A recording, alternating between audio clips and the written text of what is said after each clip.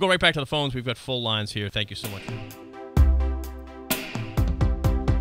Thanks for holding your live on WBSM. Good morning. I'll be real quick. Thanks, Tom. I think the motion regarding the stickers is a good one, particularly in those neighborhoods that may have a automobile dealership repair shop around them as they park a lot of their cars on the street. So I think that's going to help out neighborhoods like mine, where my next-door neighbor got so many tickets he moved. I have a big problem with people that issue tickets for parking, particularly in neighborhoods that have received variances over the years, cut driveways. I mean, this guy was in front of a 6-unit house. There was approximately 13 feet of curb, but his car took up maybe 8 feet of that, and so he's in violation, even though everybody in the neighborhood knows. And this guy had 6 kids, unemployed. So there's got to be some training for these people to use some discretion, which they're supposed to do. As a matter of fact, last time I complained, within 20 minutes they're in front of my house giving me a ticket. So there's a targeting that takes place, and that isn't right either, and I think it's unconstitutional.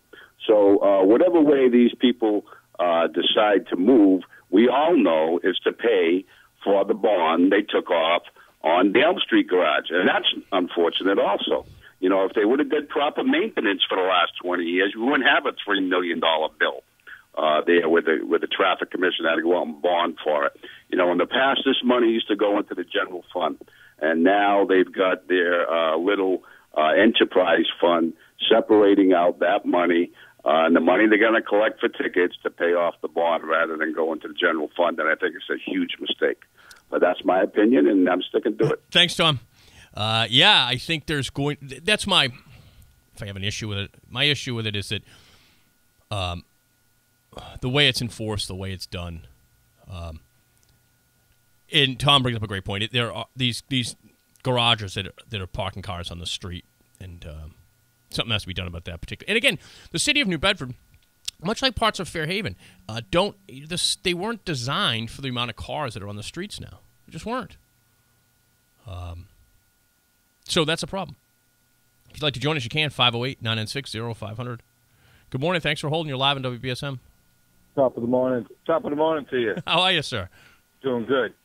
Hey, I wanted to ask. I had to go to work what's today? Sunday, right? So I think sir. It was Friday or Saturday as I was getting ready to go to work. I heard Barry had a big breaking news story on the radio about the Novo Mundo restaurant. Yes. I was just wondering if they ever caught any of those gang members or whatever that went in there. I guess they went in there with guns and knives, threatened somebody in there. I believe they're still at large. More about that story? I believe they're still at large. They're still at large? I believe so. Well, there was one person arrested, I think, at the scene for something disturbing the peace, I believe. Oh, just one person? Yeah? Yes, the other people are still at large.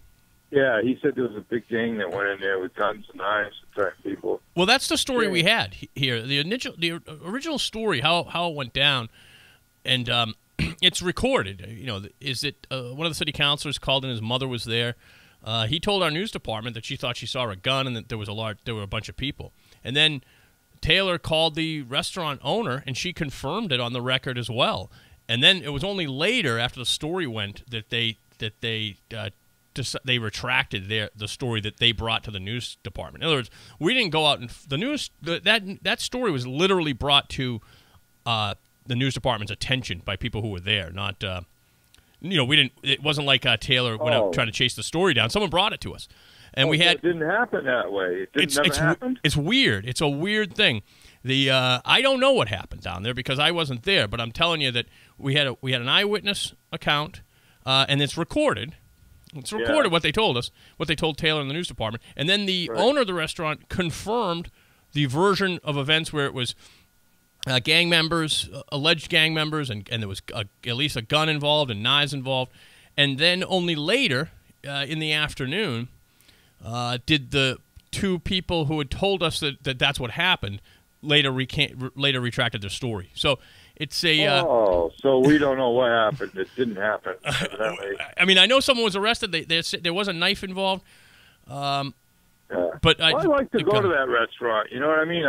There's great Portuguese food there. I've only heard great things about it. You know, if stuff like that's going to be happening, I don't want to go down there. You know what I mean? I don't want to bring my family down there. So let me ask you another question. This fine? Yes. Is that an additional $50? Okay, as I understand it, it's the same fine you'd get if the state police pulled you over on the highway and you're driving and they said, you know, you got an expired inspection sticker.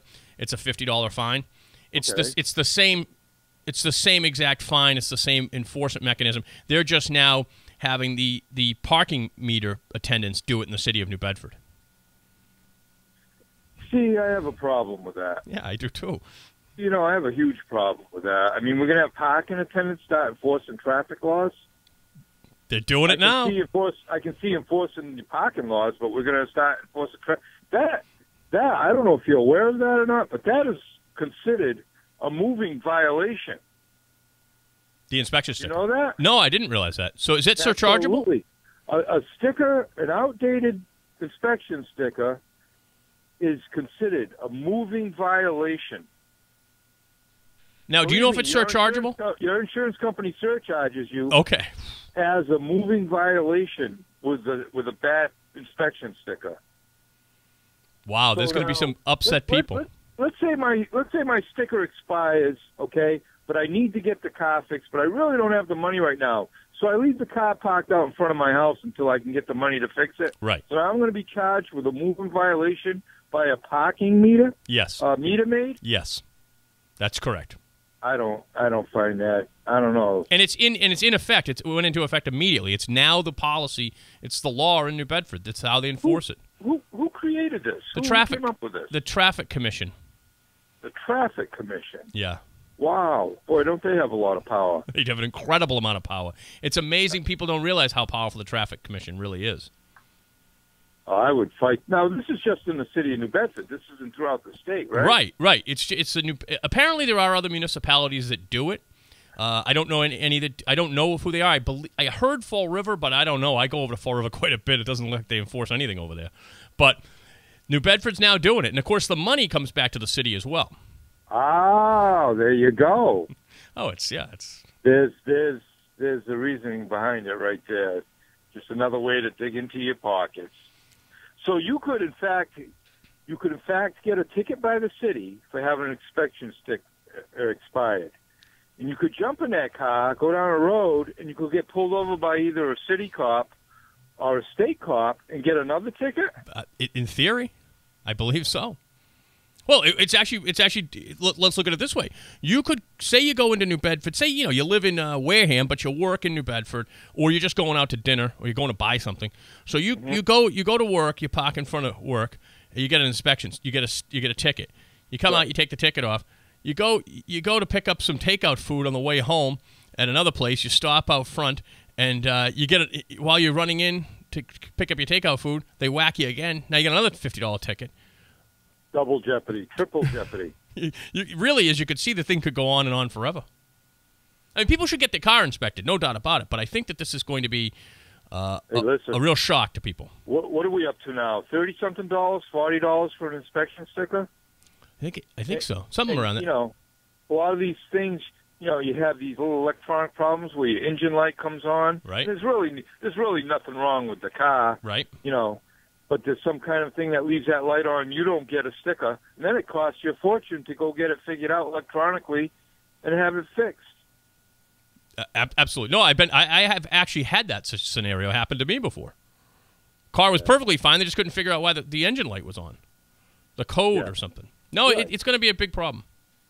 Oh, man, I'm telling you, they got you coming and going. But think about this. What if how is the business community going to react when people come out of the restaurant and they have a ticket on their car for an inspection sticker because it's the first of the month and they hadn't gotten and they should have got the car inspected. I get it, but they didn't. And now they get a ticket while they're shopping or eating lunch in a restaurant in New Bedford just because they drove into New Bedford. I just have a real problem with a meter maid being able to enforce traffic law. I don't know. To me, there's something wrong about that. I'm not. especially considering that's considered a moving violation. I have a real problem with that because now I don't know about when you get a ticket from the city, but when you get one from a cop for your bad sticker, do you know that the insurance company surcharges you for 7 years? It'll be the same thing. It'll be the exact same thing. Man, crazy, boy, right? We live in a police state. It's crazy. Hey, have a great day. I'll tell you what, if I had a bad sticker, I wouldn't be going into New Bedford to spend my money over there. I can tell you that. I think you're not alone there, sir. Hey, have a great day. Bye-bye. Let's go back to the phones. These people have been patiently holding. Good morning. Thank you for holding. You're live on WBSM. Hello. About the inspection sticker, if you don't have it, is it because you don't have insurance also? Because when you go for an inspection sticker, you have to show them your registration. Right. So I think in a roundabout way, it's trying to help the state catch the people who get insurance and then cancel and never pay the insurance. That's a good point. I hadn't thought of that. That's a good point. Oh, they do it all the time. I know somebody who had an insurance agency, and no one collects the plates anymore. The registry used to go to your house and get your plate. Yeah, they don't do that. So you can run around, and maybe New Bedford has too much of that. Well, look, there is a problem. There's something with the Rhode Island license plates, too, that a lot of people, I don't want to be... A lot are rentals. Okay. They rent the cars. Yes, the Rhode Island is the rental because I rented and I had a Rhode Island plate. Interesting. Yeah, look, there is some validity to this, and there's obviously a problem that the city's trying to fix. I don't doubt that at all. I think that you could run into some problems depending on how it's enforced, but if it's used to clean up areas like, that have garages that are parking, or as people they're using them as storage units, or as you're pointing out, cars that aren't properly insured, those are all problems. But if someone's just a couple days behind and they get a ticket, I think people are going to be upset about that. I think they should give a grace period of 1 month because sometimes you might lean over and go, oh, my goodness, I missed last month. Mm-hmm. Because on the 30th day, you could get a reject. And what are they going to do, tag you? I think a rejection sticker is considered a valid sticker unless it has the red rejection on it. You can't drive it if it has the red one. But if it has the black one, generally that's for something like that. That's not a safety issue. Well, my neighbor had a whole year with the R, not a legitimate one, right. Reject. Right. I don't know if you pay for that. Here's how it works. If you get a rejection sticker, you do pay for it, but when you bring your car back to the same place, and I think it's 30 days you have with a rejection sticker. Again, the black rejection, non-safety. Right. Then when you go to the same place, you don't pay again. Right. Okay, so they did get money, though. Oh, yeah. Everyone's getting money in this deal somewhere. But this neighbor, when it was snowing, he loved the snow. He would make sure that it stayed on the windshield where the sticker was. Right. Well, I was thinking to myself, it's funny you say that because I was thinking, sometimes you come out and there's a takeout or a pizza place has put a flyer on your car. Leave it there. You're going to leave it there. It used to be annoying. Now it's a godsend. I used to laugh at the registry. The guys used to be near the bank, near Lund's Corner. Right. And they would just step out there, and you saw them in their uniforms. And all the cars are going up and down the avenue. Right. And he would be watching the cars, and you see people take the first right. They go, let's avoid him. Well, if I was the registry, I'd be down at that corner. Right. You'll catch all the scofflaws down there. Thank you so much for the call. Okay, have a great day. Yeah, it's funny. People have they'll be putting takeout menus on their inspection sticker over to cover it up. They should just go down and get it inspected. But look, you should have your car inspected. I'm just saying. I think as we can tell, there's going to be some backlash here. Thank you for holding. Good morning. You're live on WBSM. How you doing? Listen, I might be wrong on this. I'm not sure, and maybe some of your listeners can verify it. But I believe that the insurance rate can only go up on your car with an expired sticker is if it's a moving violation. Otherwise, if you're driving down a road, you go to a stop sign, car pulls you over for going through a stop sign, sees an outdated sticker, and he gives you a ticket. Now I believe that's a moving violation. Now your insurance rates can go up. I don't think your insurance rates are going to go up if your car is parked. You know, and they give you a ticket. I'm glad you said that because someone in the studio here is a traffic scofflaw, and they said that you're correct. That if the car is not moving, they check it off as a non-moving violation on the ticket. If the car is moving with the bad inspection sticker, it is considered a moving violation, which is then surchargeable. That's what someone. I believe it has to be a moving violation for your insurance rates to go up. Yeah, that's what I was saying. If the car was parked in front of your house, and for some reason, whether you forgot they got a sticker. I mean, in town, the city can give you a $50 fine. They're thieves. They should have a gun in their hand when they give you the ticket. You know? But what are you going to do? But I don't think. But then again, like I said, if they turn them into the registry, they have to put it down as a parked car, not a moving car. If they put it down, if they just put it down as far as inspection sticker, now you got to fight with the insurance companies. Right. You know. But it's going to be an interesting. That's how I look at it. Yeah, but no, anyway, I think you're right.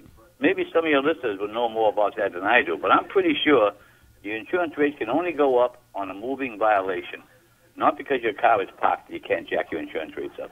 I think you're right, sir. Thanks for calling. Okay, thank you. Have a great day. If you'd like to join us, you can. 508-996-0500.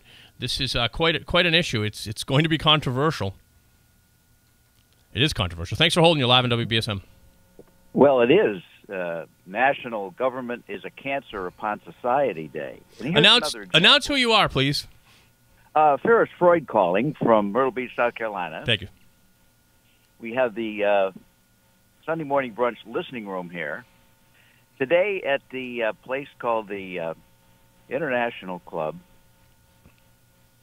just outside Murrells Inlet, where the Penn State University Alumni Association of Myrtle Beach is having its annual picnic and meeting. Beautiful. Now, you may recognize Penn State University. I do recognize it. Notice I haven't mentioned the names of any Thank you. talkers. Thank and you. I would like to file an objection that your callers should be able to, let's grow up here, let's be free to mention the names of people who can help the conversation regardless of what business they're in. Let's face it. Your objection is duly noted, sir. Thank you very much. And I would go on to It's rejected, but it is noticed. It's noticed, but rejected. Penn State story has quite a bit to learn in that, but it's more interesting to talk about New Bedford and when your car is parked, okay? Because what you have here is another example that your government is a cancer upon you, and it has metastasized. And now you have commissions that are deciding to fine you when your car is parked, and your sticker is expired, and they're in cahoots with the insurance companies because then they both make money. It's a money grab. When are we going to wake up? You know, it'd be nice if this turns out to be something that cleans up the neighborhoods. Use your head for more than a hat rack, bro. You know better than this. Granted, the concrete thinkers are the majority of the population. Abstract thinkers are the minority. Women are up to 52% now, you know. But it doesn't take much to realize that this is the swamp. We have to drain the swamp in New Bedford in the same way that we're trying to drain the swamp in Washington, D.C. Thanks for watching. And if you would like to get more videos like this, please hit the subscribe button below on the WBSM channel. Subscribe to WBSM, and that way you'll always get the latest videos here from Sunday Brunch and the other wonderful programs on WBSM.